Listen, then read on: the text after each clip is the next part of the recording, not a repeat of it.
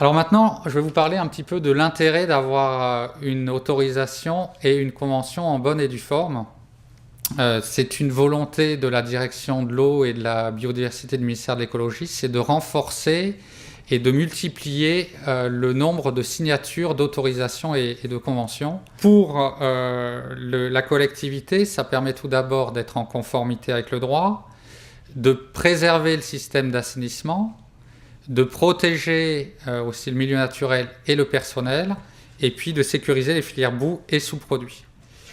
Pour l'industriel, lui faut cette autorisation, donc ça lui permet d'être en conformité avec le droit, de faire le lien réel entre effluent et traitabilité. Je vous rappelle qu'en fait, une station n'a pas l'obligation de recevoir des rejets industriels. Elle ne les reçoit que si elle a la capacité de les transporter, de les traiter dans de bonnes conditions. Et puis ensuite, le dernier intérêt, c'est de sécuriser le choix du traitement collectif. Alors, cette autorisation, elle peut être, mais c'est facultatif, complétée par une convention.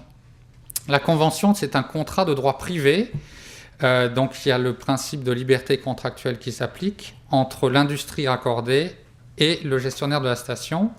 Cette convention, elle fixe les conditions techniques, administratives et financières du rejet, du transport et du traitement des eaux industrielles dans le réseau public. Pour la collectivité, ça lui permet de nouer un lien avec les raccordés industriels, d'optimiser le contrôle et le fonctionnement de la STEP, et puis de respecter une exigence croissante de l'Agence de l'eau.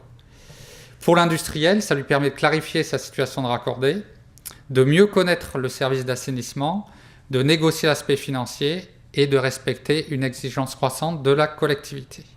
Alors, vous l'aurez compris, et c'est ma conclusion sur ce sujet du raccordement, la loi sur l'eau a porté